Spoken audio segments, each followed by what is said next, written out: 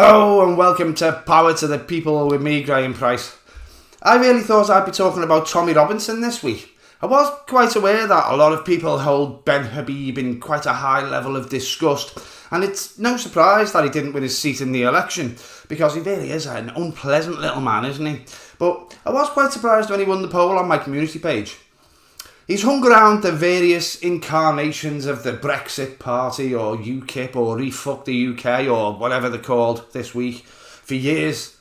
He's kind of like that one last spud at the bottom of the bag. You know, he's starting to grow little eyes and get kind of wrinkly, but you don't want to get rid of it just in case it'll be useful in the future. Until it starts to stink anyway, and then you do get rid of it. But while he's surrounding himself with the stench of racism and fascism coming off the likes of Nigel Farage and Richard Tice, he's not the most pungent of the gang. He definitely is a horrible little twat though, and I'll tell you a few reasons why I think so right after this. I was just looking at my channel analytics and I noticed that 53% of people who watch my videos weren't subscribed. The pain. Come on, just have a quick check that you've subbed, liked and rang the bell. Make a skinny old scouser a little bit happier today. Benjamin Habib identifies as a British Pakistani. He's another of those creatures like Priti Patel or Suella Braverman who claim multiculturalism has failed, despite being living proof that it hasn't. His father is Pakistani and his mother is English, and he arrived in the UK when he was 14 years old in 1979. He was immediately put into a private school, of course. There's no great surprise there, is there? And then he went on to attend Cambridge. Yeah, he's another privately educated student of Cambridge trying to pretend he knows the struggles of blokes called Dave in Stafford. He then worked for various massive financial organisations, which I won't go into for the sake of time, but you'd recognise some of the names of them. Some of the same ones that Rishi Sunak worked for. He was elected to the European Parliament in 2019. It's the only time he's ever been elected to anything. But obviously that never lasted very long, because him and his mates had managed to convince millions of gullible idiots that we should leave the EU, hadn't he? He made shitloads of money before he had to step down though, so it worked out for him anyway. In the last year that he was in the European Parliament, he declared earnings of €960,000. I don't think it's any secret that I don't agree with Brexit, but I have to be fair to Ben Habib. He seemed to have some quite sensible ideas about it at first, and he even offered some genuinely quite intelligent answers to some of the problems that it brought up, that he'd helped to bring up. But then the opportunity came around to be deputy leader of Reform UK, and that was more important, obviously. So he stopped saying anything sensible and became a career racist. Yeah, he stood as the candidate for Wellingborough in a by-election in February 2024. But he lost, and he was chucked out of his position as deputy leader and replaced with Richard Tice in July of 2024. So he's a massive hypocrite, and you know, if you found it that easy to chuck him out, he's probably a bit of a bellend behind closed doors as well. But there's a lot more hypocrisy to come. So I went away and I had a little read about Ben Habib before I sat down to write my notes for this video. And I have to say, I don't think he's stupid. He does occasionally say some quite thought-provoking things and raise an interesting point or two. He certainly wasn't very happy about being replaced with Richard Tice either, and he didn't hide it, no. He had quite a lot to say about it on Twitter. He insisted that it's just not right for a party to be run by one man, especially a party like Reform UK that can't depend on the leadership of just one man to defeat the lib-lab-com status quo. You might be able to see where I'm going with this, yeah. He was absolutely adamant that just one man should not be running Reform UK. I mean, Richard Tice's position became relatively meaningless just a few weeks later when Nigel Farage realised Trump might not be such a safe bet after all and decided to stand in the general election. Ben decided that maybe pinning everything on just one man, maybe it was okay after all though, and completely changed his position then. We can only guess that he doesn't much like Dick Lice, but he's got quite a soft spot for Nigel Farage. Farage. What he has had to say about Nigel Farage is a little bit disturbing in my opinion though. During the election campaign, he said that Nigel Farage should decide if he wants to accept just being an MP and be a quiet MP and work diligently within the confines of the House of Commons, or if he wants to be a revolutionary leader. Yeah. He said Nigel should consider being bold and decisive if he's elected. I think what he's basically saying is that he wants Nigel Farage to break the rules and become some sort of dictator. Though, remember, he was saying this when there were still a couple of million idiots who thought Reform UK were going to get enough seats to become the main opposition. There was still quite a lot of them who thought they might even win and we were going to get Nigel Farage Prime Minister. So maybe he isn't so smart after all if he was one of those utter dumbasses. Ben Habib was a Conservative Party voter and donor for a long time, and he's never been shy about that. Although he'd have a bit of a cheek trying to be, really, if you were to look at some of the sums involved. He's put quite a lot of his money into trying to make sure the UK is as much of a far-right society as possible over the years. Yeah. He was also a genuine believer in Brexit. Not just a populist twat like Boris Johnson who just saw it as a vehicle for his ambition. Yeah. He displayed a rare flash of honesty though when he said, "I've been a Conservative voter all my life, but I've totally lost faith in their ability to deliver the largest democratic mandate in the history of the United Kingdom." He loves a bit of Brexit. I don't want to become a Brexit-centric channel, but if you'd like me to make a video explaining exactly what my feelings on Brexit are, then leave a comment below and let me know. Ben Habib is absolutely obsessed with it though, and he's one of those that still bangs on about it being the democratic will of the British people. Apparently democracy ended in July of 2016 though, and we absolutely have to carry out the democratic will of 17.4 million gullible, gaslit, probably racist and maybe dead people from 8 years ago, or we've lost our sovereignty and democracy has died. It's not democracy that's dead, Ben. It's a good portion of the racist old codgers that you and your mates lied to in 2016 that have died. You prick. Ben Habib tells lies, lots of lies, and sometimes he tells quite dangerous lies.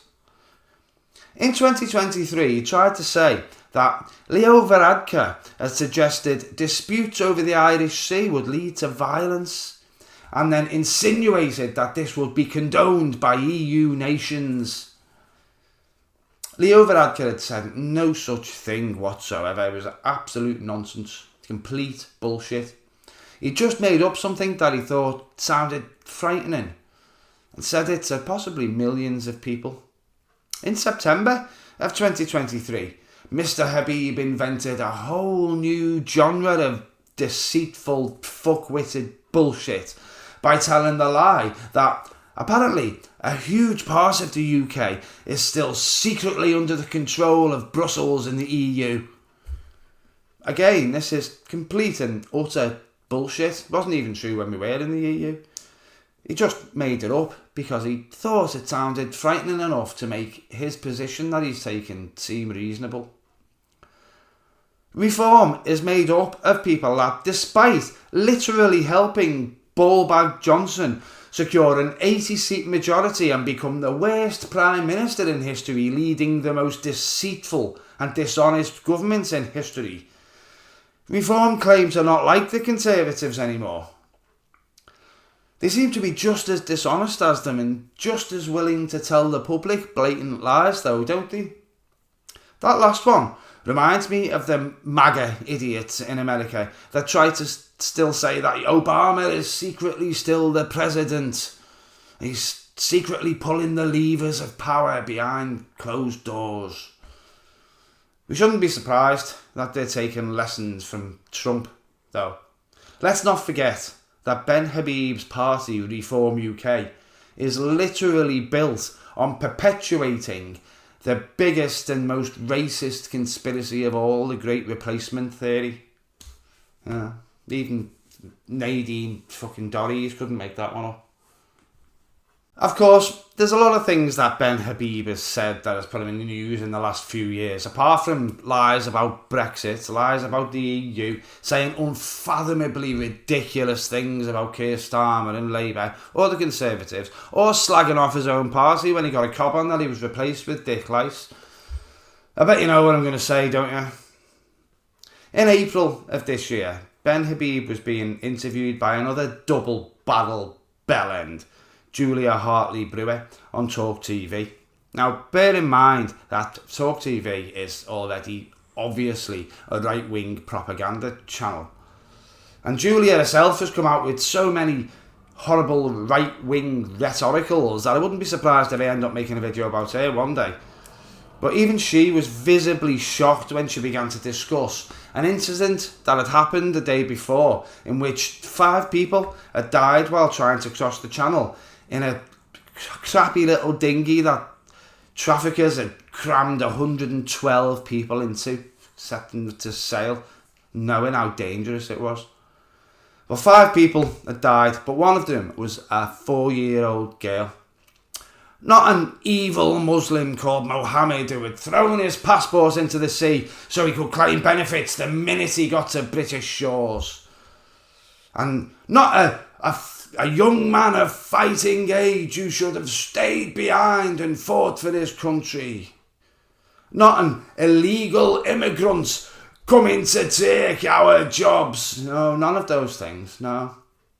A 4-year-old girl drowned in the channel.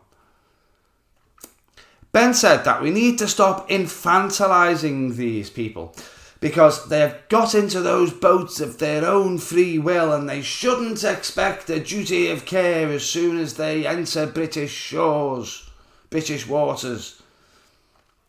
Julia asked him to clarify. I think she kind of suspected what he'd said, but I think even she was quite shocked. She said, "Are you saying that we should just let these people drown in the channel?"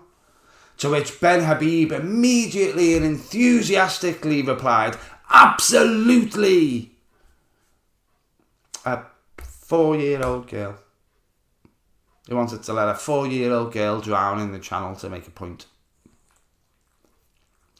He later tried to backtrack on his little outburst and blame Hartley-Brewer's questioning for being unfair. When that failed, he tried to say it was just a hypothetical and he didn't really mean it how it sounded. But it was all just drawing more and more attention to the situation, and even Reform UK didn't back him on it. Richard Tice came out and said that it was a ridiculous thing to say.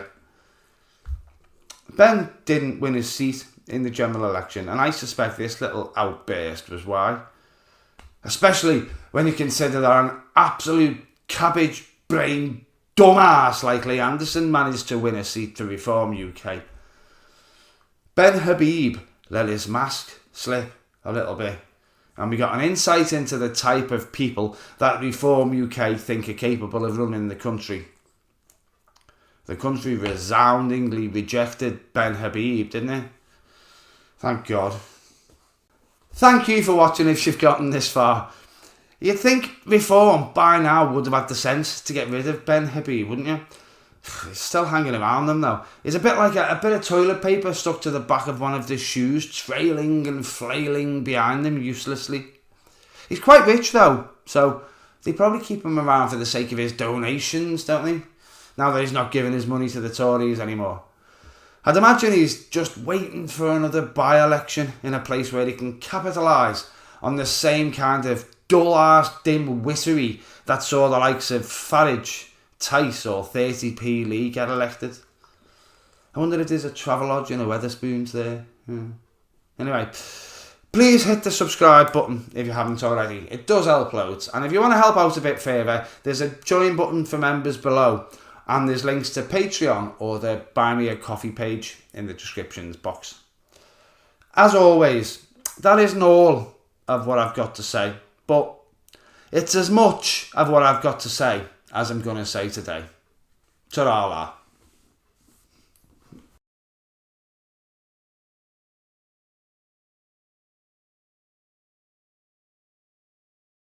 you want to help out a bit further, there is the join button for members below, and the links to Patreon or the just buy me a blegging blah bood. You've put me off licking me. You have. Yes, I'm blaming it on you. It's your fault.